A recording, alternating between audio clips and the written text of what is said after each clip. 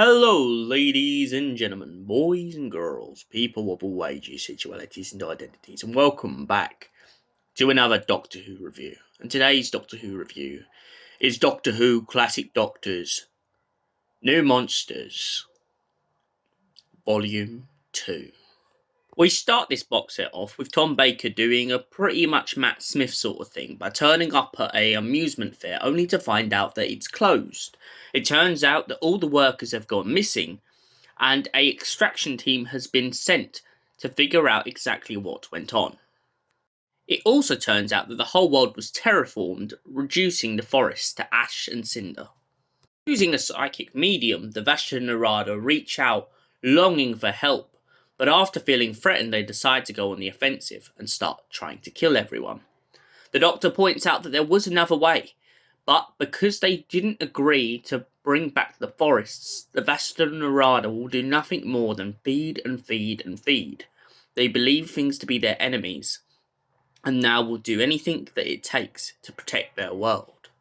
The Doctor loses so many people in the process, and he even so much as goes so far to try and save a captain from the Vashta Nerada, but she takes her ship towards Earth, and the only way to save Earth from the Vashta Nerada is to self-destruct. She destroys herself in the process, leaving the Doctor heartbroken and paralysed in the thought knowing that he could have done something to stop it. The second story in this box set, Empire of the Rachnos, follows along the Fifth Doctor with the war upon the Rachnos. The Doctor is out of time and knows the great wars between Gallifrey and the Rachnos, but as he watches one of their ships get attacked, he can't just stand by. He decides to save the consort of the Rachnos, only to get caught between the web as she tricks him into believing that her ex-emperor is something to do with the massacre of her children. The Fifth Doctor goes along with her in hopes that he will save her from this inevitable demise, giving back the children that were once stolen from her. But little does he know that the long-gone, half-destroyed Emperor has been hiding away on the Rachnos moon, waiting for this moment.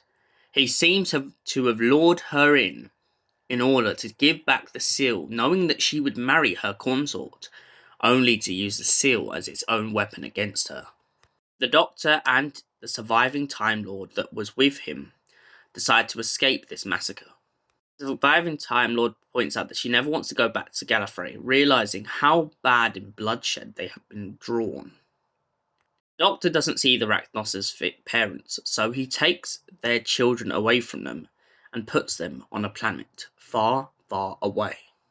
But as this story heavily seems to link into the Runaway Bride, it appears that maybe the Rachnos travels back in time and finds her children, and that is why the 10th Doctor faces off against the Queen of the Rachnos. The Carrie at Night curse is a very interesting story.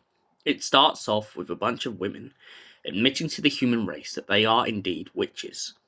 They infest themselves in a town, and later down the line, Jago and Lightfoot must, somewhere in this story, have travelled to this town and saved them from the wicked witches. Further down the line, the 6th Doctor arrives in a town in the 20th century. In the town, he turns up and meets a goth girl who seems to be very, very outcast from her town. Everyone seems to be picking on her in the town, but that just makes her even more happier that she doesn't live there anymore. She's only come back to the town to look after her father, the minister of the town. But in doing so, she soon discovers a plot to burn her old school teacher. The Doctor, feeling sympathy for his newfound friend, tries to save her teacher from being burned at the stake. It turns out that the whole town has turned on them because they have admitted to being witches. But the Doctor is confused by this. He doesn't believe this to be justice. He believes this to be an absolute outrage. So he tries to persuade them not to do it. In doing so, the witches reveal themselves to truly be witches, and admit to the Doctor that they know of his past and the Valiard and the wheel of time that keeps spinning. After the power in the town is challenged by the Doctor, the witches begin to run havoc. They start destroying the village bit by bit, just out of malice. The Doctor and the Minister and his daughter go running through the book library in hopes of finding a solution. The Doctor then finds a book on Jago and Lightfoot, what the Minister seems to be very obsessed with. It turns out that Jago and Lightfoot had a solution to the problem, just using words back against the Carrier Night witches. After trapping the witches in stone, the Doctor realises soon that the witches are still lingering in their spirits. Some connection they have with the town is still holding them there. The Doctor and the Minister and the lady that the Doctor argued with all come across a thing in the council building that seems to be where all the workers went. It's an ink wall covered in blood, and the Doctor soon realises that the work was never fully completed. They manage to find another book and seal them away once and for all, in hopes that they will never come and curse the town again.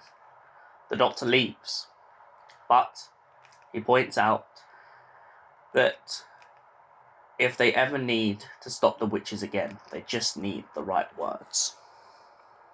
The final story, The Day of the Vashta Nerada, follows Paul McGann's Doctor coming across the Time Lords after getting a distress call about an outbreak from the Vashta Nerada.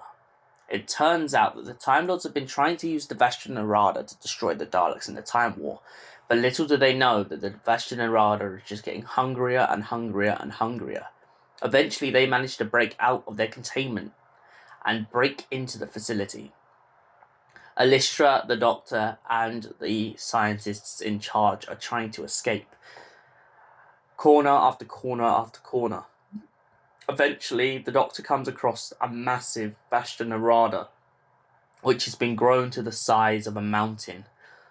He admires its beauty, but Alistra and the scientists are more determined about getting out of the building.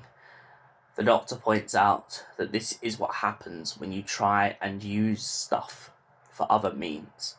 The way the Time Lords were trying to accomplish this was they were trying to use microbots. They put the microbots inside the Vashta Nerada, thinking that they could control the beasts, but without their forests, and also with the Vashta Nerada coming from Funland, little hint back to the Tom Baker story here, they are still angry at humanity and everyone who destroyed their world, and they will do anything in their path to devour them. So what did I think of Volume 2 of Classic Doctors and New Monsters? Well, I love Tom Baker and Colin Baker's performance in this. I really love the way that Peter Davison's manipulated this in this, and I really like how Paul McGann still has his stoicness in this box set, and for that reason, I give Classic Doctors, New Monsters a solid 9 out of 10. Thank you for watching. We will see you in the next Doctor Who review. Until then, stay beautiful, you gorgeous Whovians.